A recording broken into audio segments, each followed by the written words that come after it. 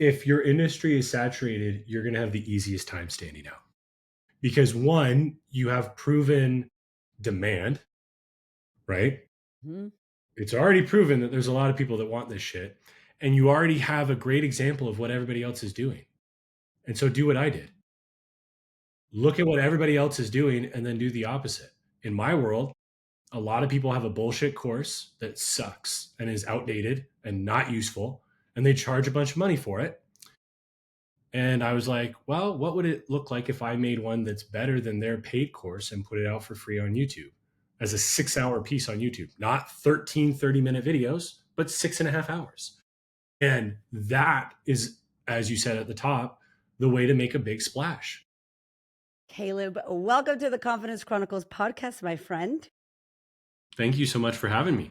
So I have been seeing you everywhere, and I absolutely, of course, you're like killing it with personal brand, teaching people about branding. You have so much value, complimentary, that we are linking in the show notes, so that you can check everything out that he's doing. But I think the thing that I love about you the most and what I've seen is your values, like who you are as a person, how you feel. Like, I'm in Australia, okay? I'm very far away, and I can feel your amazing vibe, essence, presence, magnetism. You just have this cool, collected, grounded, but I know what the fuck I'm talking about, and I'm a nice person vibe. And I absolutely think it's so good for the world right now. Thanks for saying that, Erica. That means a lot. Yeah. Yeah, that's really cool. Thank you. Yeah. And I heard when you were chatting with Christo that you at 15, and I felt like a little old lady, that you at 15 listened to Gary Vee's Crushing It. Is that right? Yeah, And you were, yeah. And actually what's crazy is unlike any other book that I've really gone through since, I actually read it. yes. So most of the time I listen, but I hope my high school teacher is not listening to this. But I didn't read any books in high school other than Crush It. I love that. It's like, this was my degree, and look at how it's paid off, teacher. Okay, give him that. Um, that book was like, we were talking before off camera about Maha, right? And that book was, I was breastfeeding my kid. I was watching YouTube. Back then, it wasn't like a thing. We all watch YouTube now. Who watches TV? Like no one. We just watch YouTube, Right. right? It's like Right. our TV now. But I was Yep. I was listening to him, and he was basically just yelling at me, which I love. And he's just like, "Stop fucking around. What are you waiting for?" And Crushing It came out, and it was the thing. I listened to it because I was like managing toddlerhood and newbornhood and all the craziness. But like, it was the thing that just slapped me into, oh shit, like, what are you doing? This is what's possible.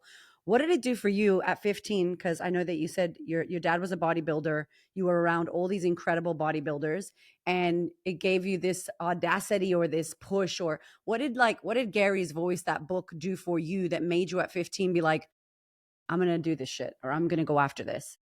I think I historically viewed video and making fun little videos as just a hobby that I would eventually have to grow out of. And reading his book gave me a whole different frame. It allowed me to realize, oh shit, there's a really strong chance that I could actually make a full time living around powerlifting and bodybuilding content online. And not around me making my own. I Yeah. was doing that, but nobody gave a shit about that because I wasn't that strong. But I would film with a lot of individuals who I was at the time, like before I read the book, I'd be training with them. I had the opportunity to be Wow. around a lot of really great individuals just due to a lot of like what my dad had done. And I all of a sudden I'm reading this book and I'm like, oh shit, he's telling me that people are going to make money, like a full-time living talking about the Smurfs. If they're talking about the Smurfs, I could make a full-time living probably talking about bodybuilding and powerlifting. And so I think what it really did, it gave me a lot of tactics, obviously, but the most important part and the thing that actually sticks far more than tactics is it broke my belief. He does that, doesn't he, Gary? Oh, He's very good at that. he's very good at that. When I and I think we'll talk about this later, but like, I think at his level and who he is, the thing that I love, and I see this in you, and I don't know you that well yet. Okay, we got 59 more minutes to go, but right, like, what I see in him is just his kindness and his care, and he doesn't have to. Like, he's a busy dude. He's got a lot going on, and when we were trying to get him on the podcast, because literally my whole business exists because of Gary V. Shout out Gary, we love you. Um, You and so many. yeah, like he gave me Yeah. 15 minutes. Like, Homeboy could have said no. And like, I would have been like, I get it. Okay. Like that. Like, he's like, yes, I can give you 15 minutes. Obviously, you have to have an official show and all the things, but like, yes, I'll give you 15 minutes. Yes, I'm happy to share. And one of the questions I had asked him, because I feel like a lot of his content started to shift in the past couple of years as you find love and as you do your work and all the things. And I said to him, like, have you been doing therapy? Because I'm a coach and therapist, right? And he's like, yeah, I've done therapy. And I was like, I fucking knew it. Like, I could feel the shift and the care and the sweetness and the love. And he's still a firecracker. Like, he's still going to kick your ass. But how important do you think it is? Because you work behind the scenes with Gary, with Hermozis, with incredible people, people that are on the uprising now in your company and the work that you guys do. How important do you think it is that people do their own internal work, whatever it is? Maybe therapy is not it. Maybe it's meditation. Maybe it's journaling. Maybe it's whatever. Like, how important do you think, as we build these big ass brands that we want to impact the world, we look in the mirror and face that person and work on that person? I'm going to be very, very honest with you, Erica. Maybe answer it in a way that you wouldn't, maybe you wouldn't expect. I'm not an expert on this. So I actually am very careful when I speak about things of this nature because I think there's plenty of people that are like yourself, far more qualified to talk about this subject matter than me.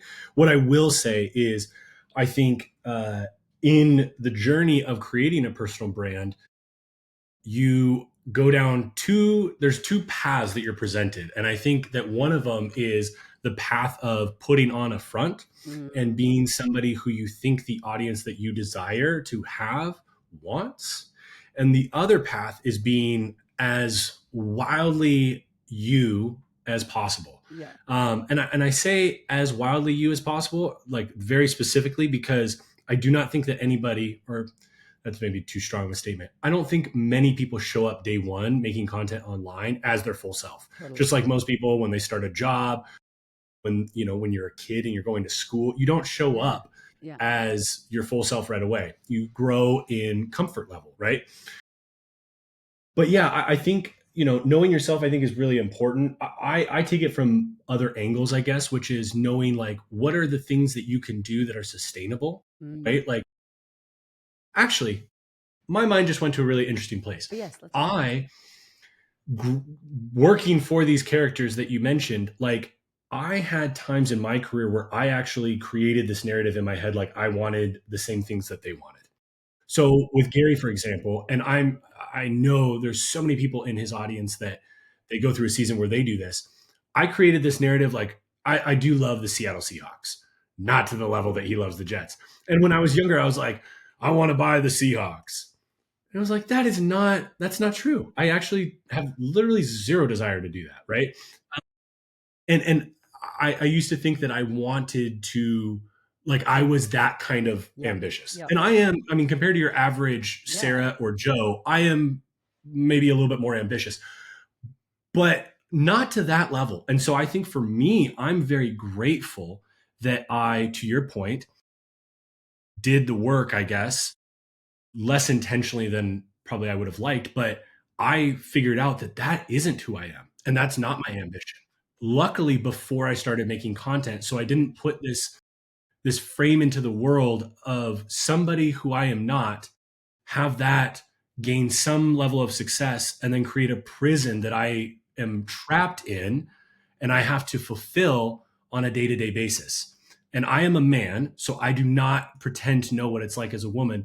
But I imagine from just experiences that I've had and creators I've worked with, that's what I just described, probably more difficult Mm. for a lot of women that decide to make content publicly in this space, given how society has set a lot of interesting expectations, we'll say. Oh my God, that was a sermon right there. No, but like when you said a prison and that you have to, it's like blows my mind because because of Gary talking about, and I know you were sharing recently on another podcast about the document versus don't document, like don't create, document, and how Layla's definition of it blew your mind. Like, can you share that just real quick, her definition of it? Yeah. Just looking back at your calendar and things that have occurred, and instead of needing somebody, a camera in the corner over here vlogging you with a character that is ominously standing behind it, it doesn't always mean that. Sometimes what it means is just looking at the calendar, looking at your emails, your conversations with your team, customers, clients, what happened, and then talking about it on camera. Right. The big thing is so many people, I hear this all the time. They say things like, I don't know what to say. I don't know what Yeah. kind of content to make. And I believe that if you're actually truly in it, whatever it is that you do, you're going to have a lot of fucking stories. Mm-hmm. You're going to have a lot of examples of problems and scenarios that you've ran into and how you overcame them. And that is the kind of shit that you want to make in your content. And so that's just another way of documenting, not. Yeah. I love that too because we were talking before about Taki. I went into his world and I was a client. I was just a client. I was a damn good client, front row in the Facebook group, asking the questions like how you do one thing is how you do everything, right? Like I was in there and I listened to what he said. I did what he said. It fucking worked. I made a shitload of money. It was incredible. And then I was like, all right, I'm going to go do something else. And I love when Alex talks about that. He's like, I'm not just going to join some fucking mastermind to make friends and small talk. And it's not that he's not friendly, but he's on a mission.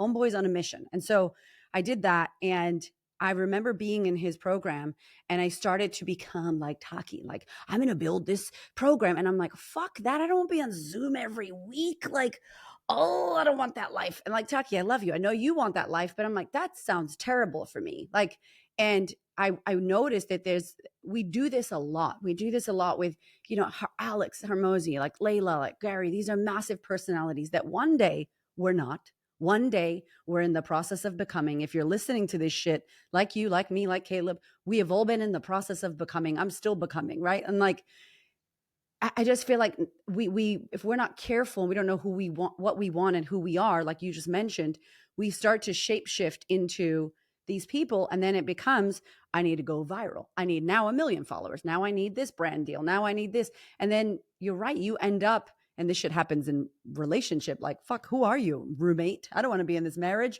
I don't want to be in this Mm, job. I don't want to be in this content mm. creation. Like, I guess for me as a therapist coach, it is the work, but I love how you're mentioning it because you're more saying that you just start to figure out like, oh shit, is this what I want? And ask yourself deeper questions, maybe. Yeah. And I'm really stepping out of my wheelhouse. I think therapy is amazing.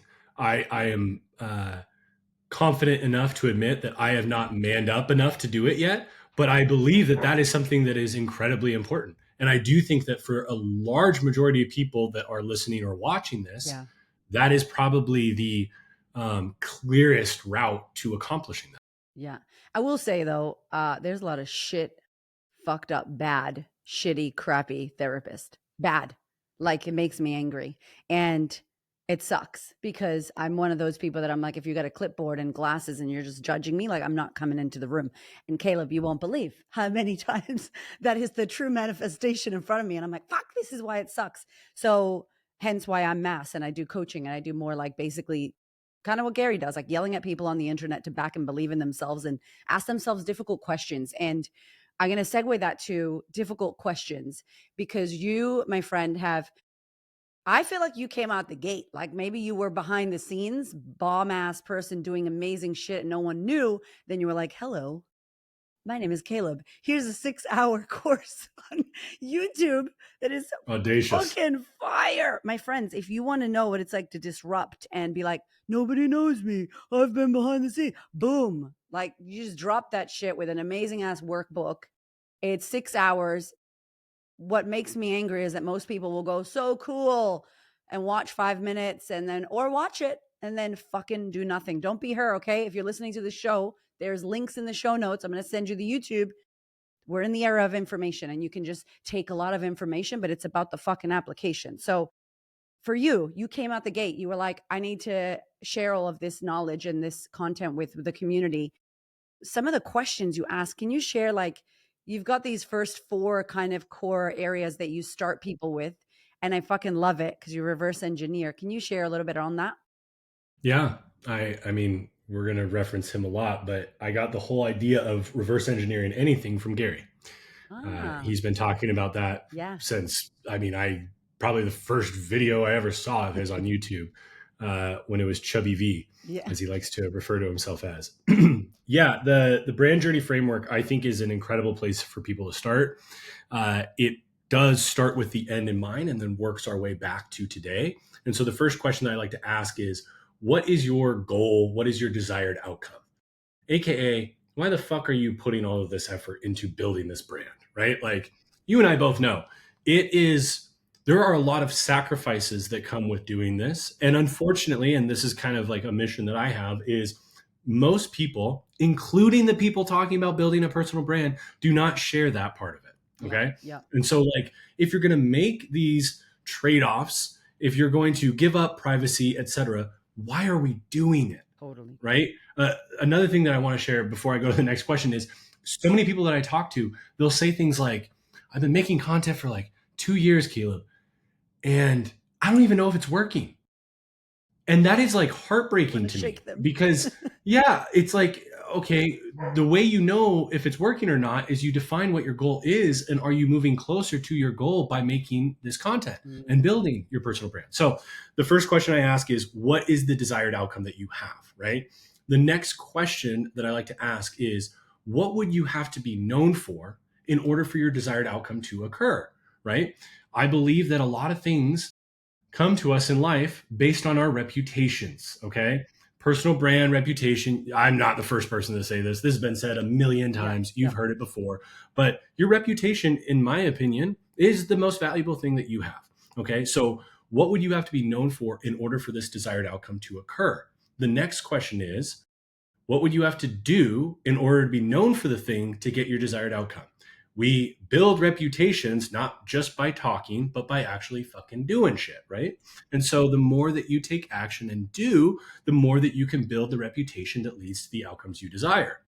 The last question that I like to ask brings us to today. It makes it very, it takes it from being this like future pie in the sky thing to like what I do today. What would I have to learn in order to do the things to gain the reputation to get my desired outcome? So an example that I like to use is, and obviously, if anybody's not watching this and you're just listening, I am a 6'7" bearded guy. Okay, so my example that I'm going to give, I am clearly not this, but Motorcycle. if I'm a woman, what's up? On a motorcycle. Yeah. I'm literally doing this podcast. Again, if you're not watching this, you're missing out. I'm literally doing the whole podcast on my motorcycle right now.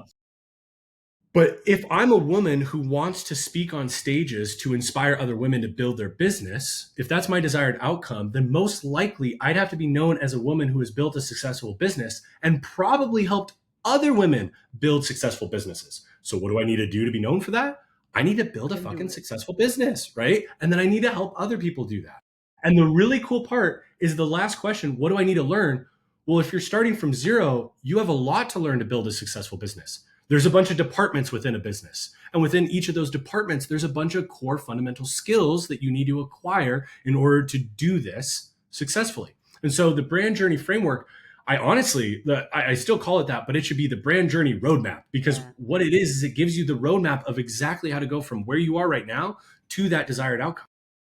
I love you even more. I just want to hug you right now because I'm like, this is why. And I'm so happy that my intuition was correct, because I can see that what you just said, I can see it and feel it from you as like a way of being. Like it's a value. It's who you're being, not what you're saying. I don't know if that makes sense.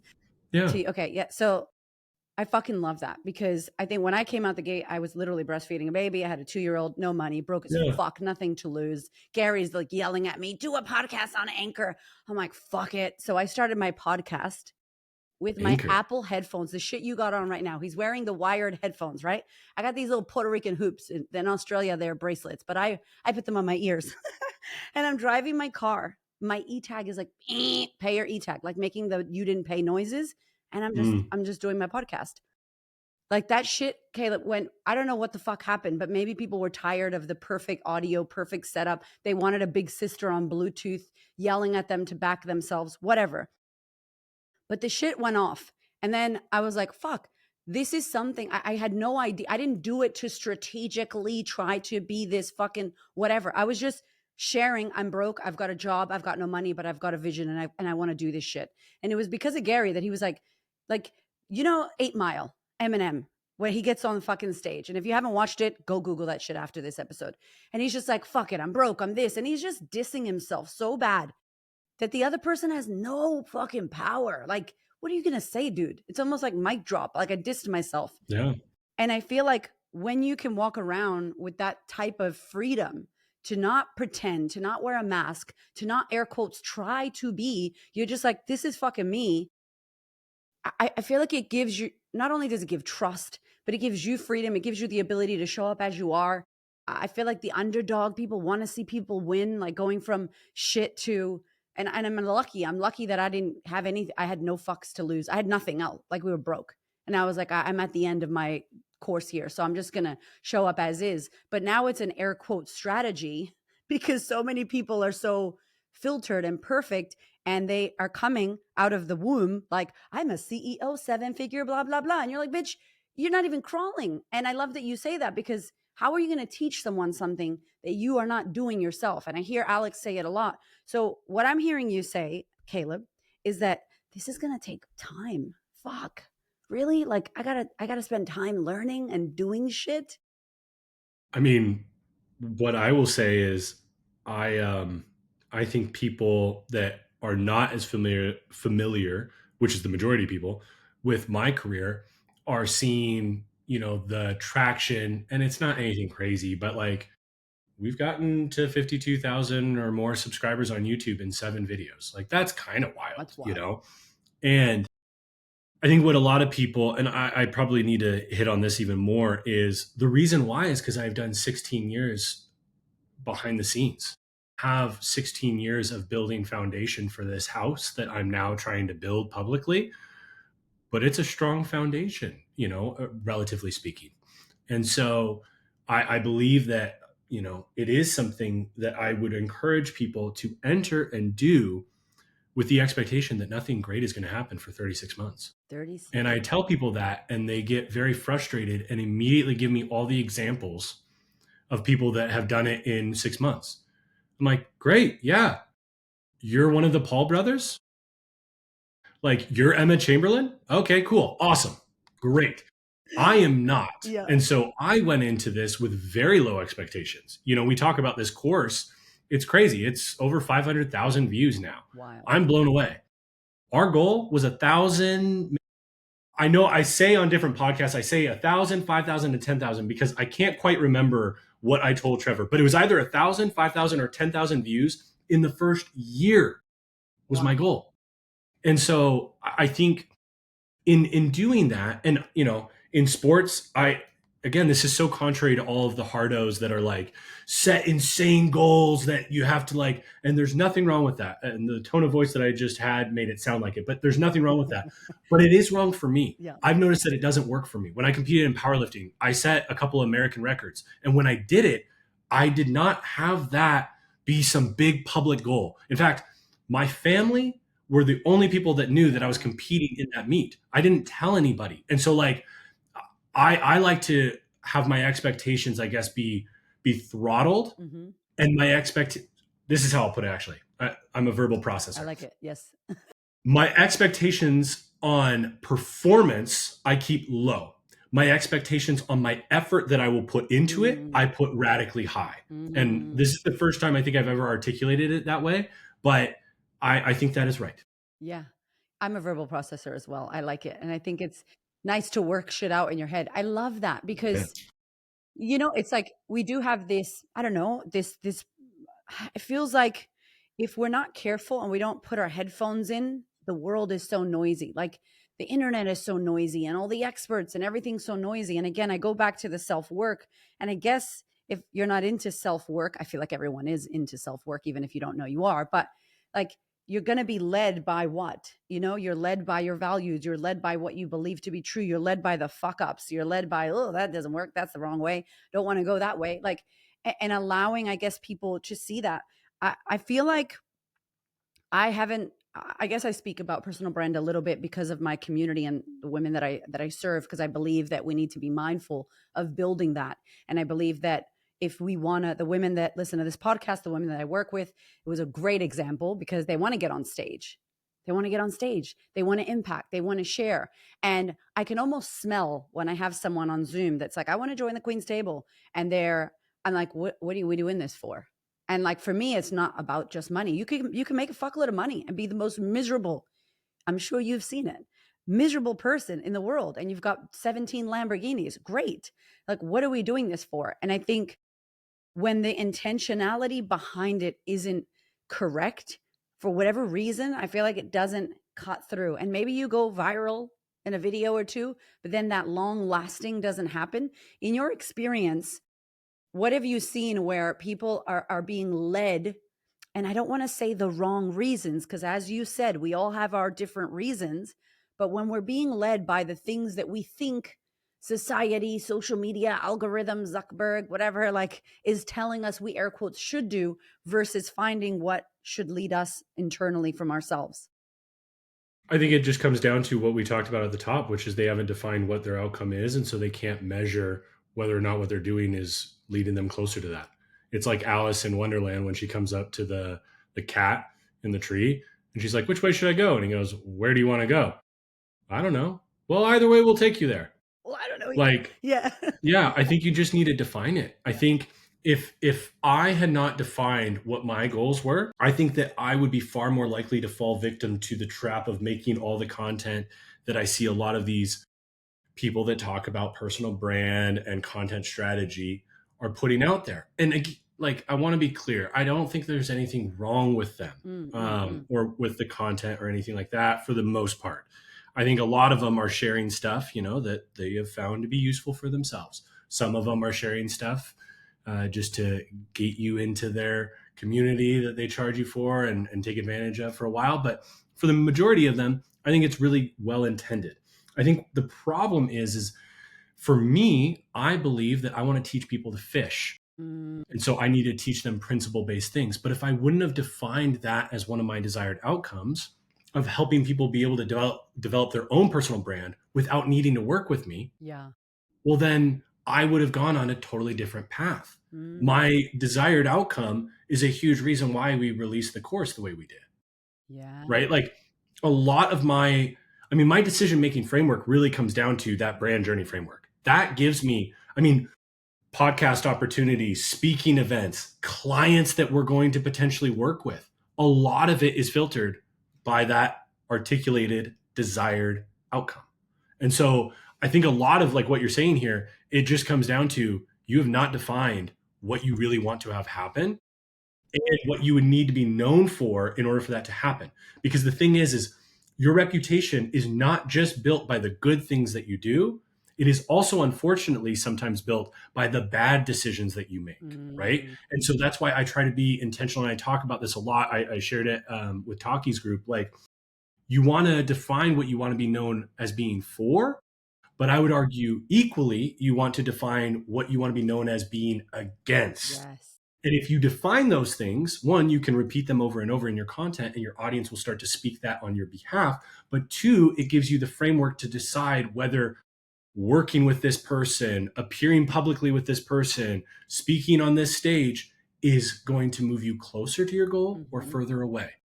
Oh my God, thank you for saying that. Because one of the values, I guess, that I try to instill with the people that come into our world, work with us, do whatever, listen to our content, is being mindful of who you associate with. And I love, I was 42 years old, like a couple weeks ago when I found out what you said about this. And I was like, fucking mind blown. Brand is an association. Like it's literally association. So like, you better believe all my clients send me hot pink cheetah print, sequence things. And I'm like, thank you so much. I will buy those boots, like people see. And so I don't know. Someone said to me once, oh, you're a little bit bougie about who you choose to work with and collab with. And I'm not. Like, I'm a foster kid. I fucking love strangers. I talk to everyone. I love speaking to people and connecting with people.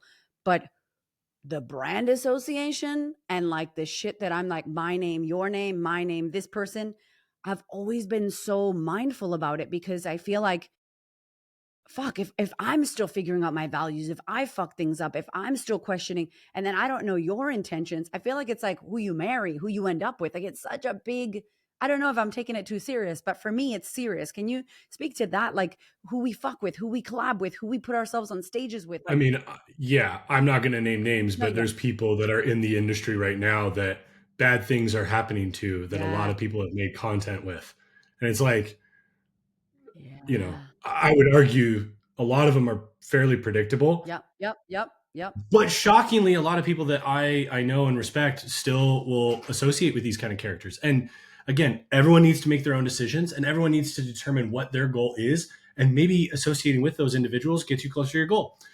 My goals and my values are not the right goals or the right values. Yes, They're just they're mine, yours. Yeah. right? And so I think really getting clear on that. But yeah, I mean, there's plenty of individuals.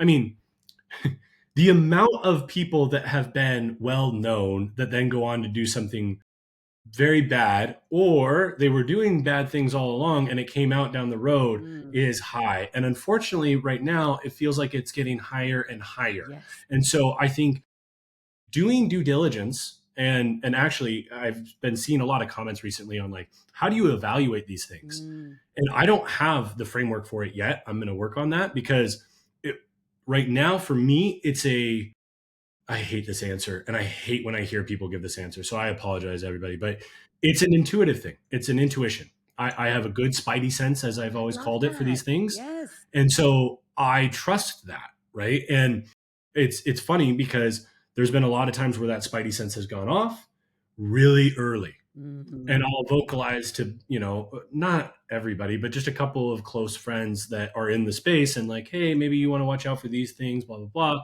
I just get a weird sense.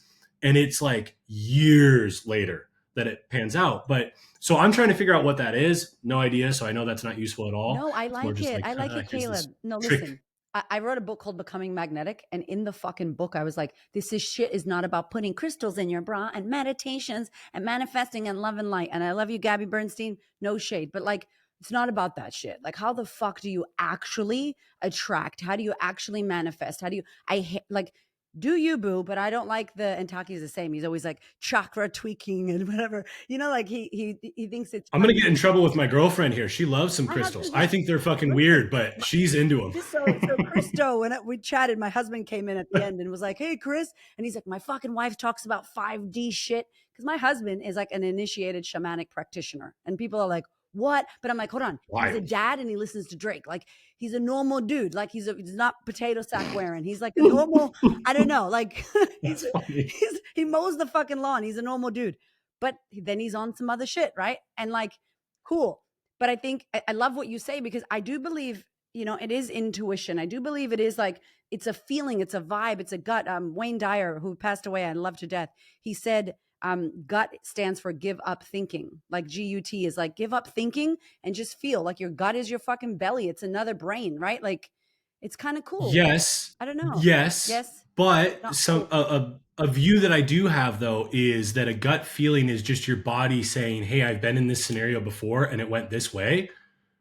I feel like That's that's what trauma. I like. What'd you I say? feel like that's trauma.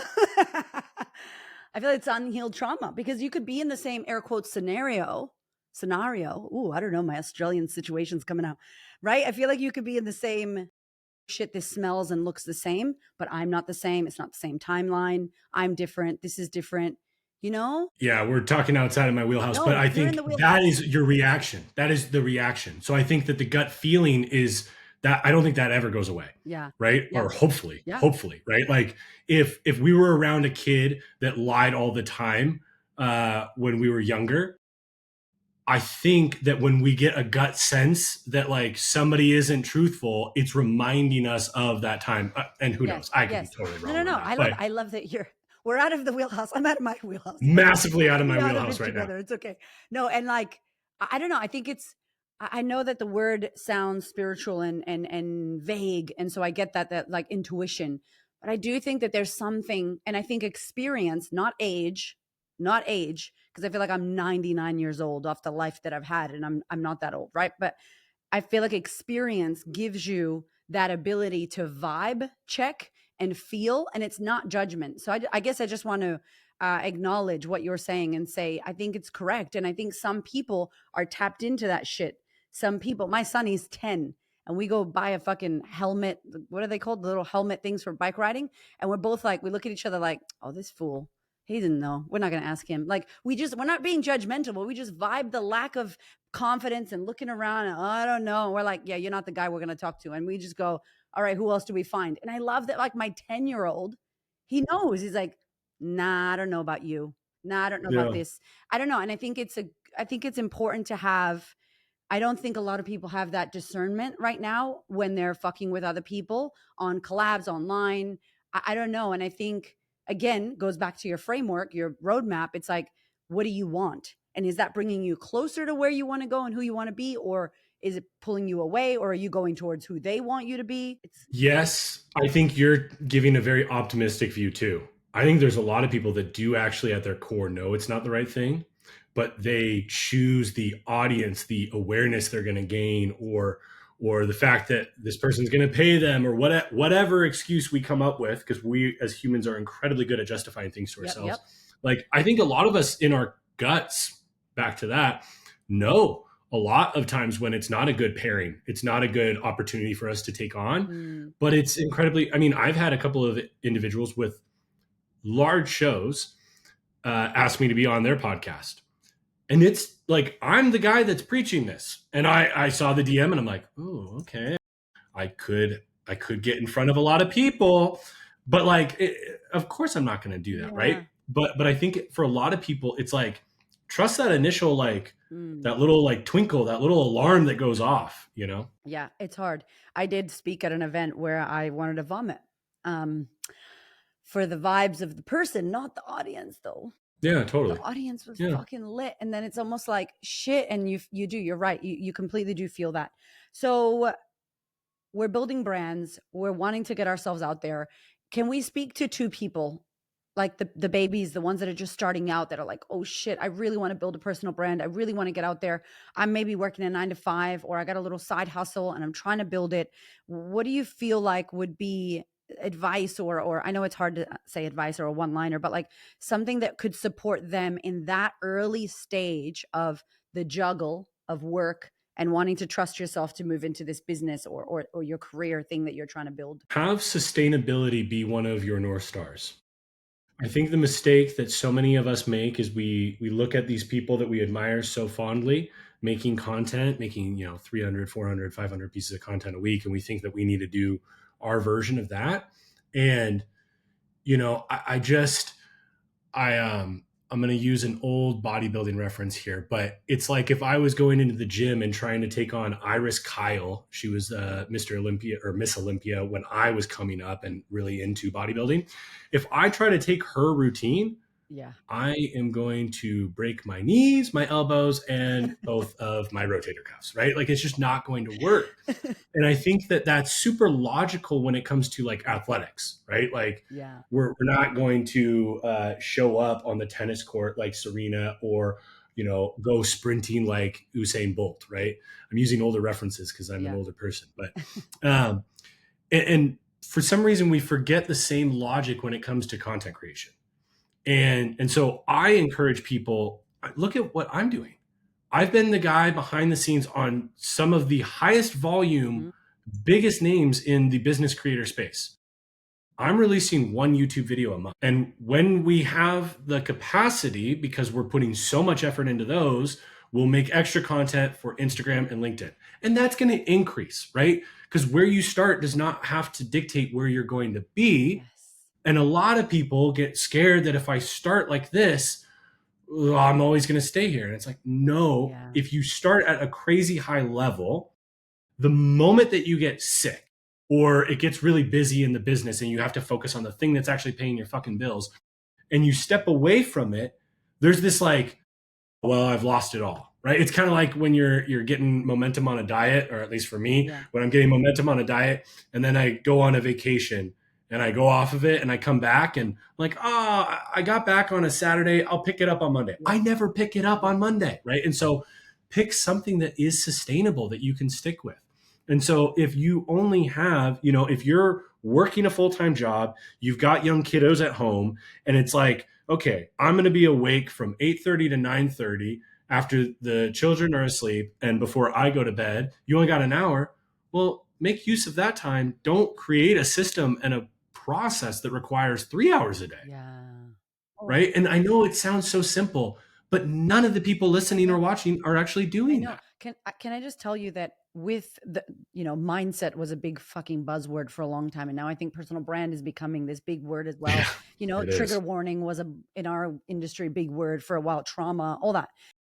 But what I'll say about it is like it's the simplest shit, Caleb. Like the simplest shit. People are like, no, it has to be nah. Anyway, what is the 17 step like complicated? And I'm like, no. Listen, it's just one, two, three. And they're like, I'm bored of that. I've heard that before.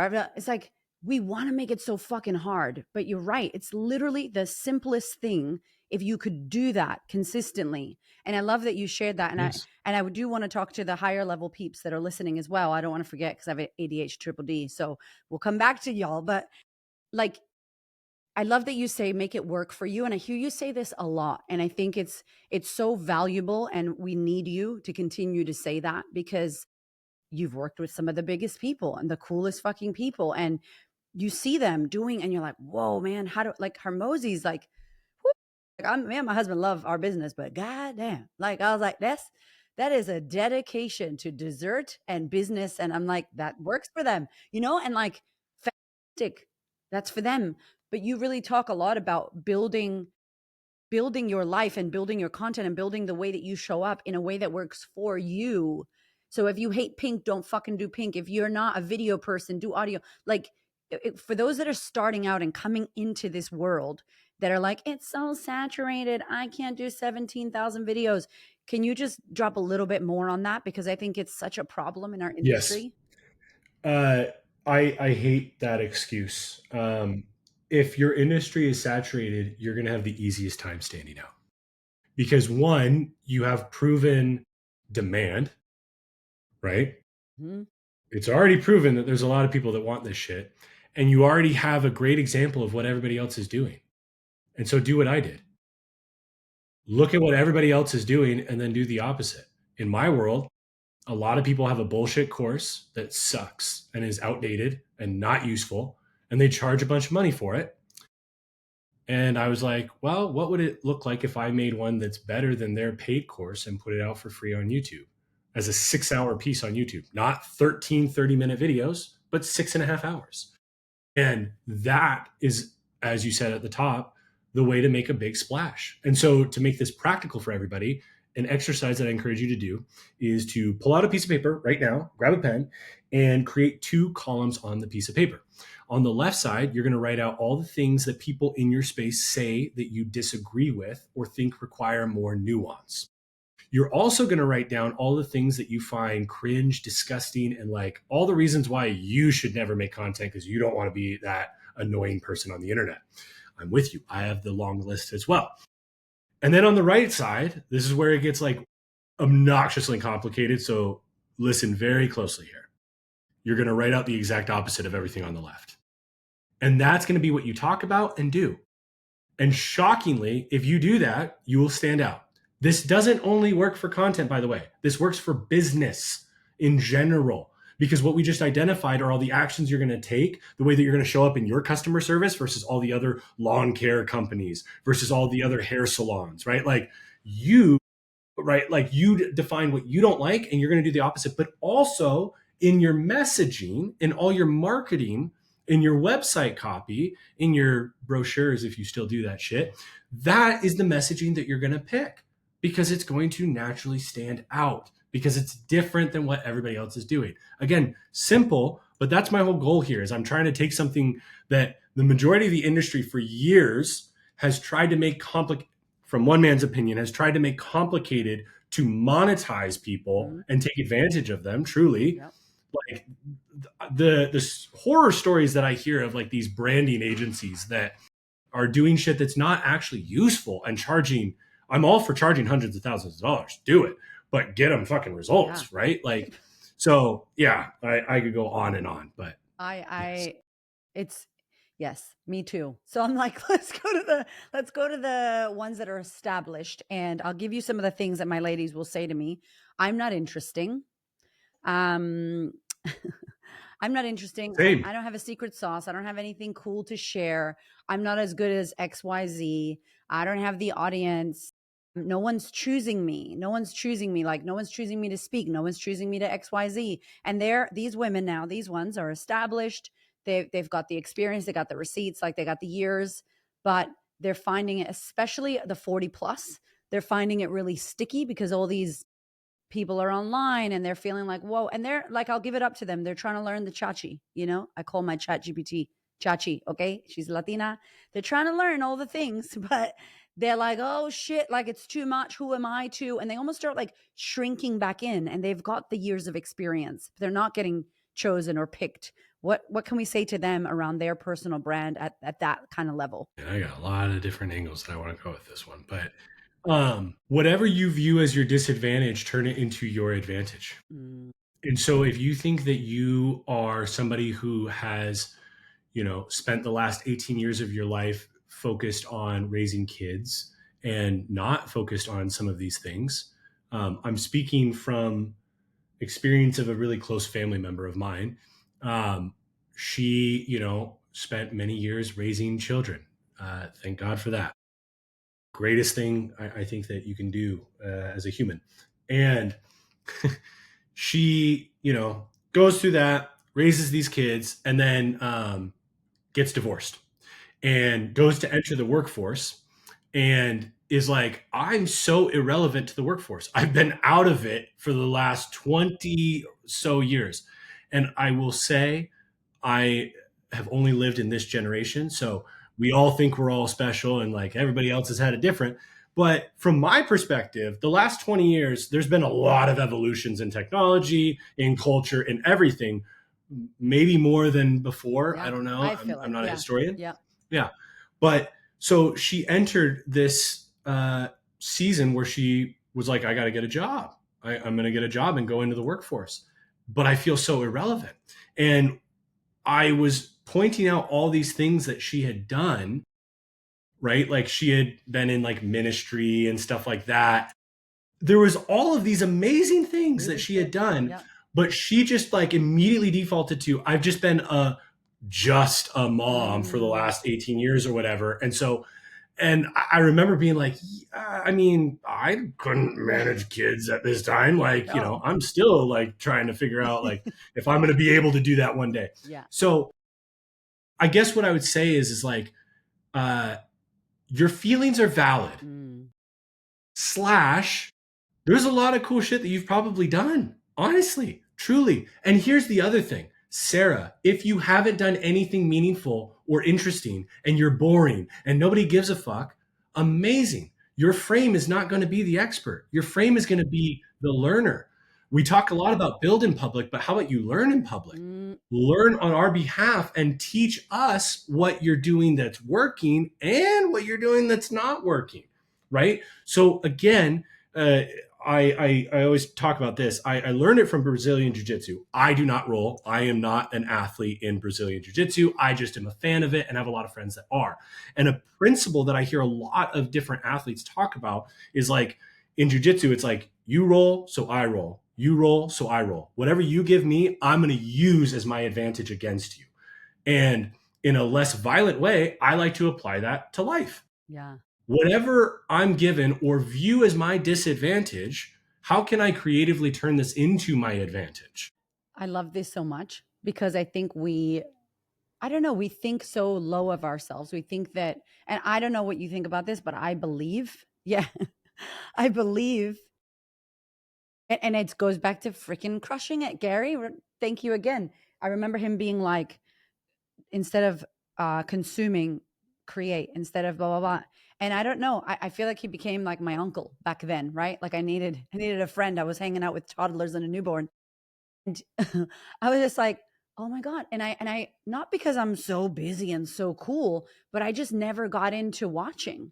And I don't know if it's because I'm a visual processor, but I'm a visual learner. I think in analogies, very similar vibes to how you kind of share and speak sometimes. And I'm like, if I watch a bunch of shit, then I don't know No. I almost like, I never get people to send me the questions for the podcast. I never want to know the panel questions. I don't want to know. I don't want to prepare. I don't want to meal prep. I want to eat that shit fresh and hot, like I want it to be fresh. And so I feel like sometimes, what do you think about this? Are people watching too much of other people? Are they looking to the sidelines? Are they like, oh, fuck, like that expert said this and now trending audio? And now, like, do you think we're too much in the consumption and then we get clouded to then go, where am I behind all that shit? And who are you? And what do you want to say?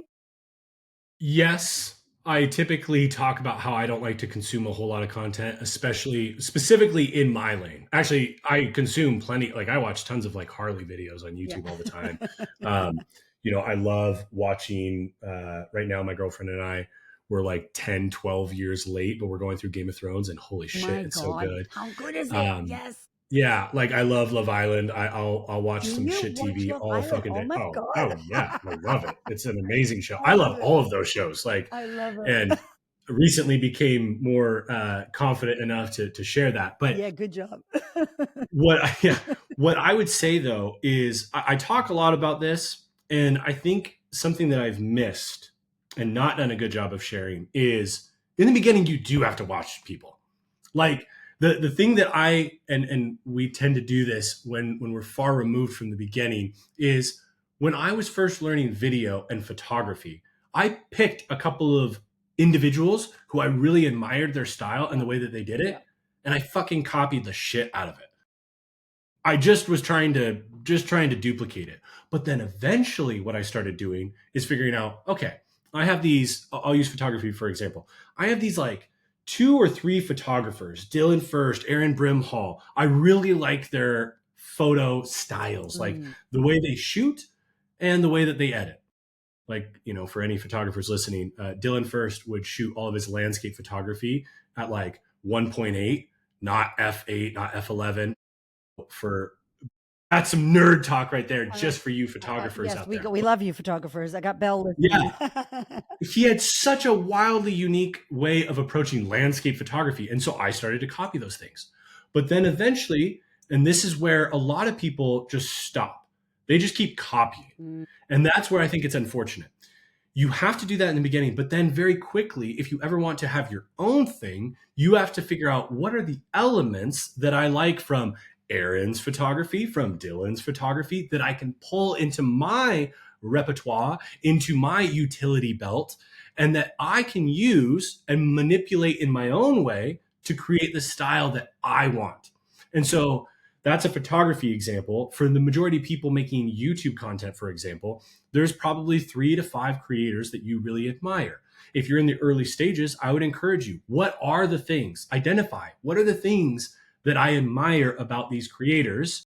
And the cool thing is if you have multiple rather than just one, you can pull and borrow the elements that you desire and then concoct it into your own witch's brew Mhm. of how you are going to go out into the world.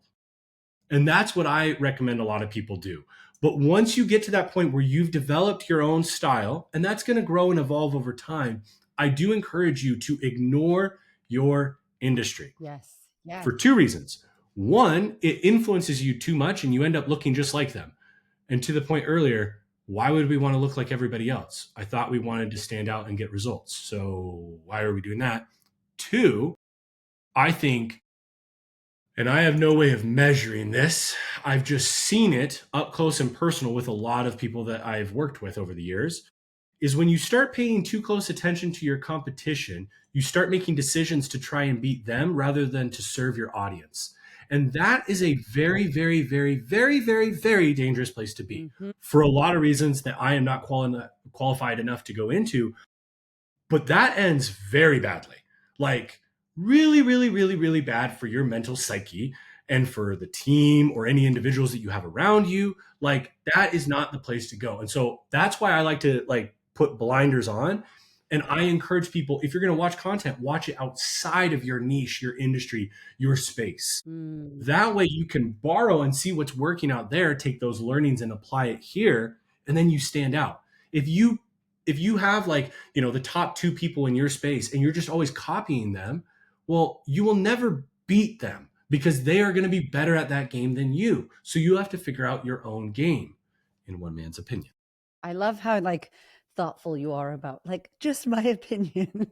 Like, see what I mean? Like the humility comes off, and I was correct about my spidey It's sense. experience. Yeah, but you're also kind, nice. You know, like you're a good person. You are. You're a good person, and it comes off Thanks, nicely. And Erica. I'm blessed that I get to. You always want to interview people that you're like Christo. I'm not a designer. There's no graphic design. I fucking love branding and design, obsessed. And I was like, I just want to talk to you about the way you think about things. And he's like, you have a designer in you. And I was like, okay, maybe down below somewhere, but like the vibes that you get off people, it's beautiful because you have that, and you're just a good dude. So thank you for being who you are, and thank you for sharing that, because I think it's really important. I feel like it can all be all consuming and overwhelming, and the copying thing has come up quite a lot. For I actually did a podcast last week. I don't know what I called it. Fucking something about like she's not copying you, she's just lost. Because I think sometimes we get in our ego, like people are trying to be like me, they're trying to copy me. I'm the first person. Shut up. You are not the first person. Like, please, it is not yours. We are all iterations of these incredible people from that have come. And yes, maybe there's some original ideas, but weaved in with shit that's been you know what I mean? Like, Oh, yeah, what you just said, when people say that, I hate it. yeah, You're complaining that everybody wants to do what you're doing? Oh my God, what a horrible mindset. You're, if everybody's copying you, you are the leader of that space. That's the best thing in the world. And and actually, something I'll share is, I've worked behind the scenes for a lot of different individuals, and that's something that I've heard people say. And when I was behind the scenes, I had less empathy for it, right? Because it wasn't my words, my style, right, being copied, right, and duplicated. Now that I'm making content, I just got a DM from somebody who's like, "Hey, I'm curious, and I really appreciate this person. They are very active and watch a lot of my shit, so they're probably going to see this, yeah. and I We I love love you. you." And I genuinely, my reaction that I'm about to share was 100% genuine. The DM was something to the effect of, "Hey, I wanted to run this idea by you. I was thinking of taking the personal brand workbook that goes for free with the course that you put on YouTube and remaking it with my branding, and then using it for brand consultation calls with my clients. And eventually, like in the beginning, I'll do it for free, and then eventually I'll charge for it," or something like that. And literally, my first reaction and my typing was like, "Amazing. I think it's worth a test." Because he was asking me, like, or they were asking me, whoops, like, what do you think of this idea or whatever? And I was like, "I think it's worth a test."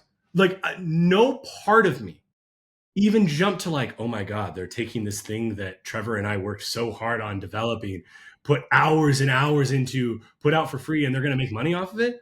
In fact, I got stoked. I got excited. And I know there's a lot of people right now out there that are providing personal branding services that are taking the content that we're putting out for free, Mm-hmm. packaging it up and charging for it. Mm-hmm. Good thing you know, because I was just about to tell Gold. you. I love, well, okay, what you couldn't see unless you watch this shit is while he was sharing the DM, I was like, "Ugh," my face was kind of like, "Ugh," a little bit uncomfortable about it. But I love that you were like, cool, fucking go for it. And how I truly feel behind that discomfort face is that, but the face still comes up for me, Caleb. Totally. Not to the fact my clients will get in WhatsApp. They're like, Erica, this person. I'm like, how fucking awesome. What are you going to do next? Where are you going now? Like Tony, fucking, I swear he's my uncle, Caleb. Tony Robbins is definitely my family member. We have like the same hype energy-ness, and I love him. And I always say, like, I want to be the female Tony Robbins. And I say it because I want people to understand what I mean. I don't want to fucking be him. I'm a shorty. Okay, you're 6'7", and I'm like 4'11". Anyway, but the essence of what he does, like who he is, the care that he has, how he still gets up on fucking stage so many years later and speaks to one person like he's never ever answered that question and never seen that face. What? Like I love that shit. And so, Yeah. but I don't want to be him. I don't want to become you. I don't want to, and I think I wrote in my little notes that I haven't even looked at, the copycats. It's like we focus on, like what you just said, the wrong Yeah. thing. But I will say a lot of humans won't do what you did. A lot of people will be like, fuck, I worked so hard. I really tried to do this original thing. And then someone just came and stole this shit, and they're not happy for them. They're kind of like, shit. How did you get to that place of like, awesome, go I had for a it? great model in Gary. Yeah, Gary. Nice. Yeah. Like a lot of these things that you're saying are good, or the things that you're saying I do that make up this impression to you that I'm a good person. They're my mom and Gary. Nice. Like Gary talks all the time about in the early days, he was one of the first people really talking about the shit that I'm talking about now. Mm. And so many people would take the shit that he was putting out and turn it into a course that they would sell for $9.97. And he would always talk about like, all right, cool, great. Because the thing is if you get stuck on that, then that means that you're afraid that you can't do anything better than Oof. that. And if that's the case, I got nothing for you actually. Like if that's the case, then like good luck. Yeah. Like that's not how I want to operate. I think in some weird like subconscious deep nether area, I think part of why I'm putting out so much for free that I mean it is a wild It's a amount. lot. And trust me, we run the numbers, like it is tempting.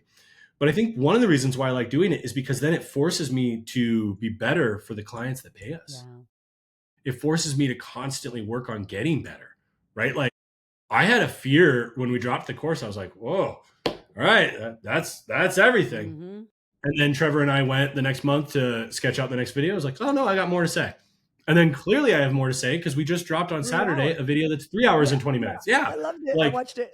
and I would argue it's actually better than the But, course. but you did 6. Oh, fuck, this is a meta between, because you did 6 and now you're like, fuck, 3. And then I don't know. I feel like the experience, obviously you The have next so one's much. going to be You know 24 what I'm saying? hours. Oh my God. What are you gonna, No, I'm just kidding. I'm just Alex kidding. is live. I was like, he's still live. Fuck. I love that though, because I think it's such a beautiful mentality to have. Just quickly before we wrap, I want to share when I spoke with Gary for 14 minutes and 59 seconds. I asked him about his upbringing and his parents, because he always talks about his parents and his dad. And I'm like, your mom. And like, it's so interesting that his mom really impacted him a lot in his nature and his care and his nurture self. And I know if you're thinking like, Gary, nurture, like, yeah, man, he fucking cares a lot. Like, he's a Oh, sweetheart. more than Yeah. anybody I've ever Like, worked for. okay, that's beautiful to know, because I feel that from him. Like, he's a fucking sweetheart. Like, he just Oh got a yeah. mouth like da ba ba ba ba ba ba, but like He's a heart and Jersey soul. kid. Yeah, like Yeah. we're Yeah. freaking New England, East Coast. Like, he's just firecracker, but like heart and soul. Boston. And I'm not from Australia. Okay, I'm a Bostonian, Puerto Rican. Anyway, I love that about him, because he said your mom, and then you're like Gary and your mom. Yeah. Yeah. Yeah, my mom did a really good job of encouraging things that I did that were kind. Nice. Um, she, I remember really young, she would take me on dates to show me how to treat women. Um, so she was the one that taught me to open doors and to, she would give me her, and I don't believe that men need to always pay, Yeah, or no. that women can't pay Yeah, for for meals. sure. Women can pay for meals, men can pay for meals, whoever. Yeah. But she would give me her credit card and have me at a very young age, like go pay for it. And I I don't think I actually really ever quite. This is going to sound weird, and I hope this doesn't come across incorrectly, but like it's weird. Like I'm making content, I've been behind the scenes and stuff, and I've had people in my life say like, you're such a good dude, you give good vibes or whatever, but it's and it feels weird saying this about myself, but it's happening a lot more at scale because I'm putting more content out there. And I think I'm just now realizing the impact of those moments Mm, that my mom had on me, yeah.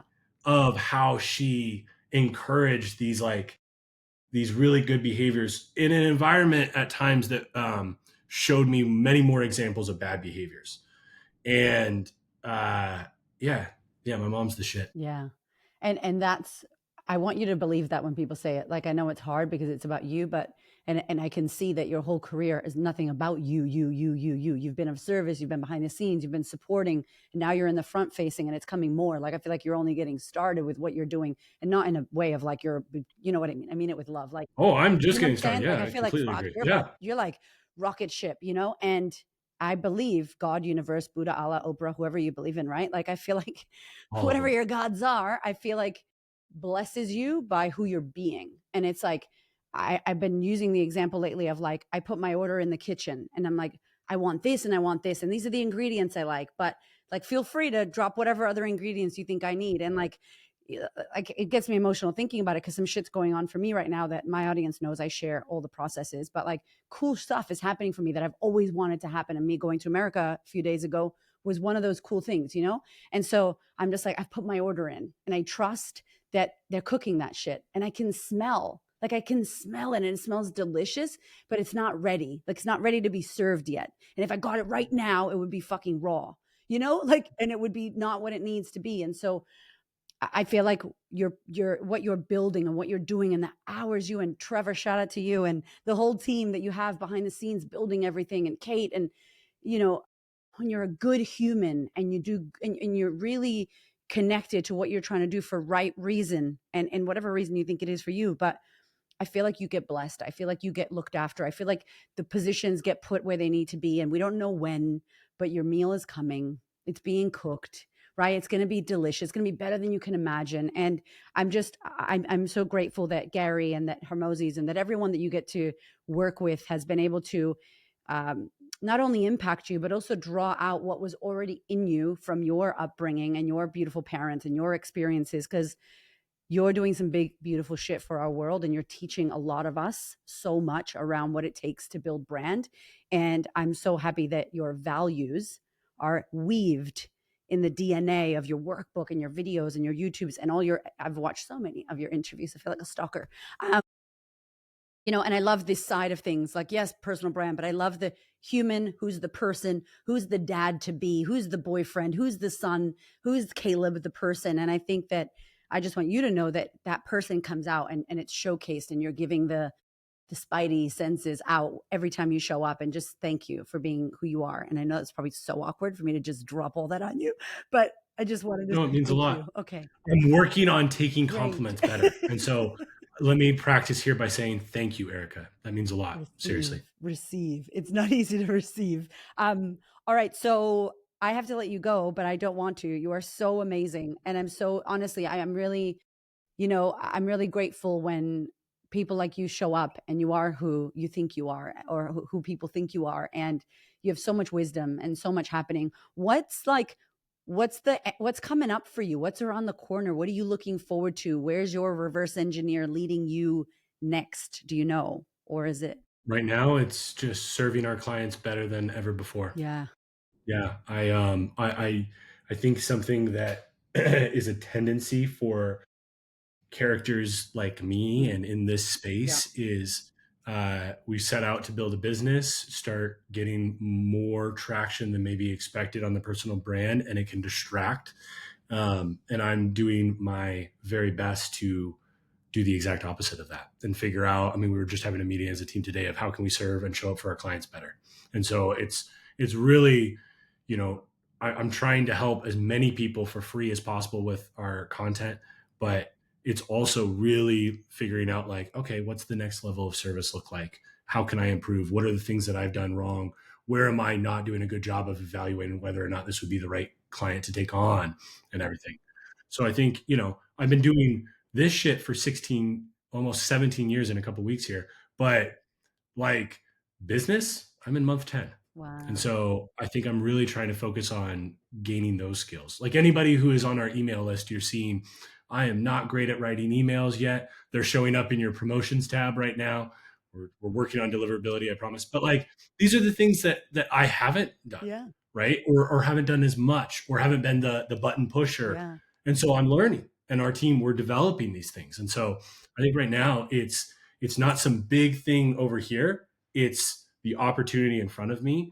And just like I think I've done a good job of in my career working in-house in the places of like really focusing on the thing in front of me and taking advantage of it, I'm trying to do the same with the trust that people are placing in me to help Mm. them grow something that matters a lot, which is your personal brand. Mm. I want to end there because it's so sexy, but there's one last question because that was so Let's do damn it. good, y'all. I was like, thank you very much. Is it harder, weirder, difficult, I don't know, to now be it's you and your team. And there's people like you on your team that what you did, and like you were on other people's teams, like with Hormozi's and with Gary, and now it's you and your team, and like you're building yours. Is it different? Is it weird? Is it like a learning It's curve? awesome. It's awesome because when I stepped into the first role where I was building a team, I went into that with all these notes of how people that had led me in the past did it really well Wow, nice. and encouraged me and gave me a lot of momentum. But more importantly, I had notes of what they had done that slowed me down Yeah, and discouraged me and made me not want to do shit. And so I think the way that I led, and you can ask anybody that worked on the team, like I am wildly flawed, but I really do my best to not make the mistakes that people that were leaders of mine made. And so now going into this season, one big thing that I'm really trying to do that I think some people do really well and some people don't do well at all is I'm trying to give a lot of credit to the people behind the scenes, the Kates, the Trevors, right? Like yeah, I want them to be recognized as well, yeah, because I've been that person. And yeah. so I Mhm. know the level of effort that it takes. I know that when Trevor says, "Yeah, I worked really hard on that edit," he's downplaying it. He was up all fucking night, Yeah, finishing it before we release it because I came in at the 11th hour and was like, "Hey, crazy idea." Like, you know, we're last minute. I'm like, you know what? We should have a workbook for this. Hey, Kate, can you figure out the whole system for people to be able to download yeah, this? yeah, And access it because I don't know what to do on that. yeah, You can do like, and so I think that's there's challenges, there's stresses, there's anxieties that come with it. I got people that are depending on me, yeah. right? Of Like, course. and things like that. But um, I work better that way. Yeah, I am more externally motivated than internally motivated, and so I think it's actually playing out into my strengths better yeah. than in previous situations I've been. What a great experience. You are amazing, my friend. We're going to link everything, obviously, so you can all binge all of the incredible content and the workbooks, because there's another workbook as well with the 3 hour one. There So is. go It's King, longer and figure it's that got out. more I exercises. know. I was It's like, really good. it is really good. It is really amazing and incredible. And my one, I guess, hope for y'all that are listening or watching this is, like I said in the beginning, there is so much available to you. This amazing man and his team have made some incredible resources for you, and they are available. And all you have to do is click the link in the show notes or click the link on Caleb's YouTube, which we're also going to link, and subscribe, and then download it, and then sit your ass down with your tea, coffee, tequila, whatever the fuck you want to drink, and write But tequila, please, please, okay, with some tahini, you know, and write this shit of out course.